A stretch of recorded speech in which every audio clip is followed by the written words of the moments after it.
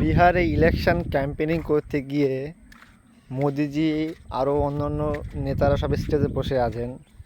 একটি মেয়ে ভাষণ দিতে গিয়ে কী ভুলভাল বললো একবার দেখুন। মানে প্রেজেন্টেশন করার মতো যোগ্যতা সেই মেয়েটির নেই। কি বলবে কি না বলবে তেমন বুদ্ধি মাথার মধ্যে নেই। ভিডিওটি দেখো।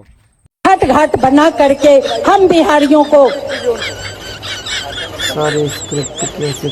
और अब मैं अपने माननीय गिरिराज जी जो यहाँ के सांसद भी है, केंद्रीय मंत्री भी हैं, हम उन अभिभावक को कहना चाहते हैं कि आप आए और हमारे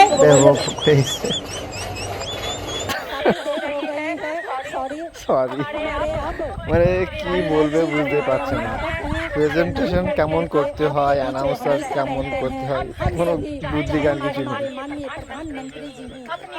মানে মোদিজির এর থেকে অপমান করার আর কোনো জিনিস আমি দেখতে পাচ্ছি না।